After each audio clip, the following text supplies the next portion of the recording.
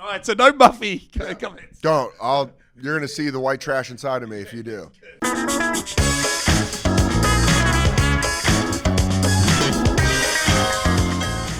Dan Soder, how are you, buddy? What's up, man? How are you? Yeah, good. Now you finally get a HBO special. Is that just as a little boy? Did you think that would happen? It's nuts. It's like, I'm a huge wrestling fan, so this is kind of like having a match at WrestleMania. Yeah, you're like, this is everything you've ever wanted to be at, as a comedian, is an HBO special. And so, like, to finally have one is insane. It's insane. And the only concern is I hope people dig it as much as I've liked HBO specials growing up. Now, you turned it around quick. It was only done like a couple of weeks ago. Any comedians watching this, never do that fast of a turnaround, because there's so much more. You work on the actual special for so long, and then usually when you do a special, you have months and months and months to work on it. But this was such a fast turnaround that, as far as key art, as far as trailers, as far as like clips that you want out there, it's a lot. It's a lot very fast. Yeah. So you just kind of am like, it's kind of like a rodeo. You're just trying to hold on right now. So how's it go on the night of the special? Are you nervous? Like, I know you're like, because you've done 1,000 shows, but how do you go leading up to it? I think I was so excited for this that it was more nerves than normal, but it was also a special. What people don't realize is when you're taping a special, you have family and friends there, and so there's like this thing you got to kind of take care of making sure my mom is all right, making sure my friends are all right, making sure everyone's situated. So it's like Super Bowl tickets. Yeah, because that's exactly it. It feels like, HBO special is like a Super Bowl of comedy, and you're kind of like, you don't think about those Super Bowl players being like, oh man, I got to make sure my mom's got a good hotel room. You're kind of like, I'm worried about this game. And so what's great is we did 2 shows, and I think the first show got the nerves out, and then the second show, which is what we used, was the second show. It was more like you just kind of saw me being like, that was kind of like the last dance with Mary Jane. You're just kind of like, this is it. This is the last time I'm going to do these jokes in this order and in this way. So it was fun. When you go off stage from something like that, how do you go? Are you pumped? I have learned, don't throw yourself an after party. Because I had an after party, and it's the last thing that I wanted to do was be around people. If I wanted to do it over again, I probably would have had a small group of friends and family and other comedians in like a lounge or something that was low key, low light. I had it at a bar with a bunch of people, and I invited any comic that was a circus tended to. And it was just like it was hot. I was sweaty. I was like coming down off it. My good lesson for young comics. Absolutely. The girl I was dating that's not my girlfriend was like, stay, enjoy it. And I'm like, I want to get out of here. Finally, she saw my face, and she's like, let's get out of here. And that's when I started coming down and really being able to, like, you just sit there and you're like, I just filmed a special. I just filmed an HBO special. And then you're like, was it good? Was it good? I always feel like Dirk Diggler in Boogie Nights, where I was like, was it sexy, Jack? If it wasn't sexy, we could do it again. That's just how I don't know. I was like, you turn around and all of a sudden it's done. Well, your whole game, I mean, it's called Son of Gary, about your dad. I mean, look, is it a love letter to your father in some ways? I know that's a tough thing to say, love. I think I think it's less about my father and more about how I learned how to deal with him not being in my life, him being dead. There's just a lot of stuff where I think, I think humor now is really used a lot of the days for marketing and for convincing people of stuff. Whereas, the whole point of the special is kind of like, man, if you laugh at the stuff that really bothers you, I think it helps. I don't think it solves it, but I think it helps. Was your mum cool? My mom loves this shit. My mom was so on board. When I first started doing a couple of those jokes, which the final joke that I do in the special, the first time my mom saw me do that joke was in Denver. And also I was doing stuff about my dad. And one of the waiters, I was smoking a joint outside, and I heard 2 of the waiters talking, and I was around the corner from them, so they didn't know I was there. And they're like, man, the headliner's mom was here on Thursday, and she's just laughing at all of his dead dad jokes. Oh, wow. And I was like, yeah, because my mom and I had a very early understanding that, and this was all her perspective, is she's like, it's your life, so how you joke around about it, I can't tell you that you're right or wrong. And a lot of my jokes early on were about her dating and her being a single mom and just kind of how I dealt with that. And I remember one time calling her and being like, "Is it too much? Are you mad about this?" And she's like, "I love you and I'm proud of you and this is great." So in some ways, it's a love letter to her.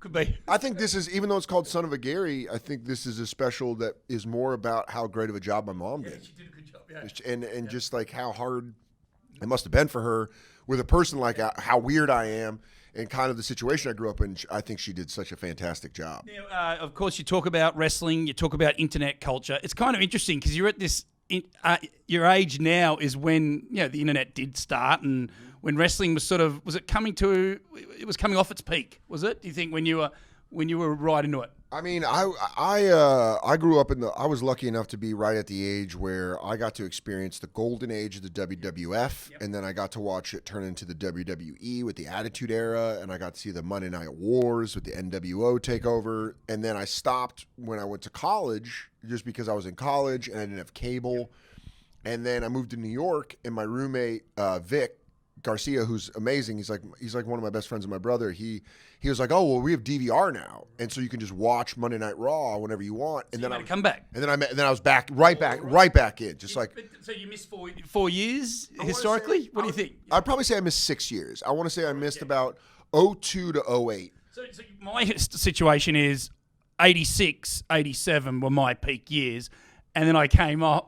Yeah, then I came right off. Growing up in Australia, Oh yeah, you were at peak Hulkamania. Yeah, that's right. You were at peak Hulkamania, and then. But you were there. You were starting there. Still loved it. I mean, yeah, I was born in '83, so '86 I was like a kid, and I kind of grew up with Hulkamania. Right. So you get to '87. Are you 4 or 5? Are you still watching? I was way on board.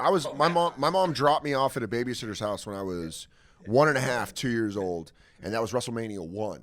And my mom picked me up, and she was like, when I picked you up from their friend's house. Yeah. Whose older son was watching wrestling, she was like, "You were on board. You were like way on board." Right. And I've been a lifelong wrestling fan. And I think what's cool now is with my job and stuff, able to go to WWE events, go to AEW events, and just kind of see wrestling as kind of like, I went through the stage of being ashamed of it, right. And now I'm like, I like it, and I don't really care if people don't like it. Yeah, that's not my concern. Have you touched Hulk Hogan? No, never met him. Never met Hogan. Well, how's that going to go for you? I don't know. He's going to see this special. We'll see how he feels. Macho Man was your hero, is that right? I mean, I was a Hulkamaniac growing up, but then the older I got, I became more of a Macho Man and Stone Cold fan. Yeah, and Stone Cold, I'd probably say, if I were to say my favorite wrestler of all time, it would be either Macho Man Randy Savage or Stone Cold Steve Austin. Do you remember the Steamboat Macho Man, of course, the big one? Can you remember where you were there?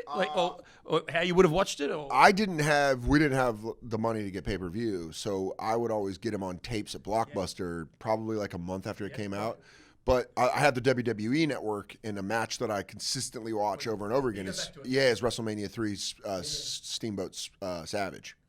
And on the 49ers, I know you grew up in Denver. That's weird how you ended up. My dad's from the Bay Area. My dad's whole family's from the Bay Area, and I was born in Hartford, Connecticut, and kind of like didn't have a choice. Like putting a 49er onesie, it was just all 49ers. It was all 49ers and San Francisco Giants, even though I never lived in San Francisco. And then when my parents split up when I was 5, my dad lived in San Francisco, my mom lived in Denver, and I was full red and gold. Right. So you get to Denver and you just get abused. Oh man, so many fights. Right. So many fights growing up, just being like, yeah, Joe Montana's way better than John Elway. And then I'm like, Broncos suck. And then everyone's like, you suck. And I'm like, well, now we got a problem. And then they started winning. They won a Super Bowl back to back in when you hit about 97, 98. It was, and that and it was kind of cool to watch because I think 49er fans, we had 5 Super Bowls at that point, and it's the only Super Bowl we haven't won one since, but I think we will, hopefully very soon. Garoppolo, you like him? Very soon. It was one of those things where I kind of felt good for Broncos fans. My mom's a massive Broncos fan, so I like watching her. Yeah, I like watching her have fun watching football, and if the Niners aren't going to win, then I want the Broncos to win. That's kind of how I grew up. How do you rate Garoppolo? He's a great playboy.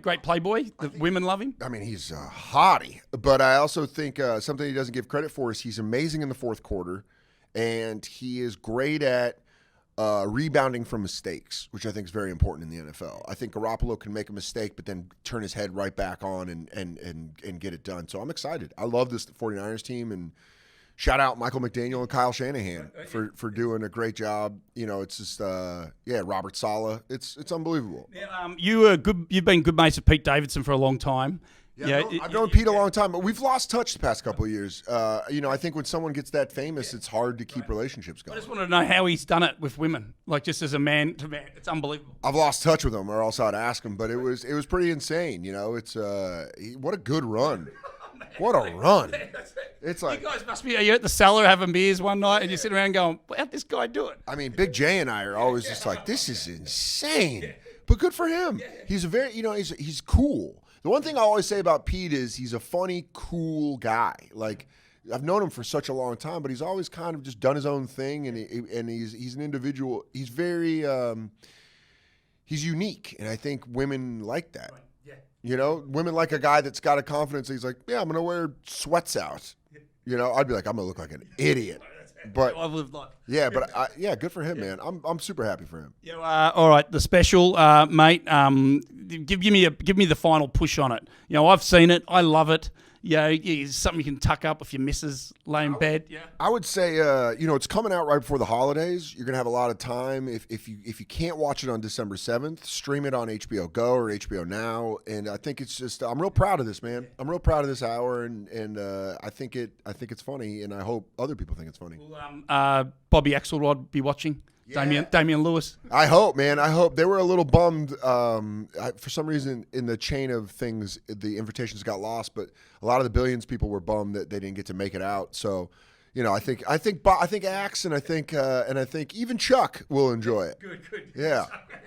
The final was: are you walking the streets and people just salute Mafee? Yeah, it's not as cool as you want it to be because a lot of times it's dense. It's dense finance bros who just. Yeah, so my new thing now is when they yell out Mafee or they yell out Billions, I'll just yell what they look like. So if they're like, Mafee, I'll be like, generic white guy. And then they'll be like, oh. And I'm like, oh, that doesn't feel good, doesn't it? Maybe you shouldn't yell shit out at someone that you don't know. All right, so no Mafee comments. Don't. You're going to see the white trash inside of me if you do. The white trash bit's awesome too. Well done, mate. Great to meet you, Dan. Yeah, great to meet you.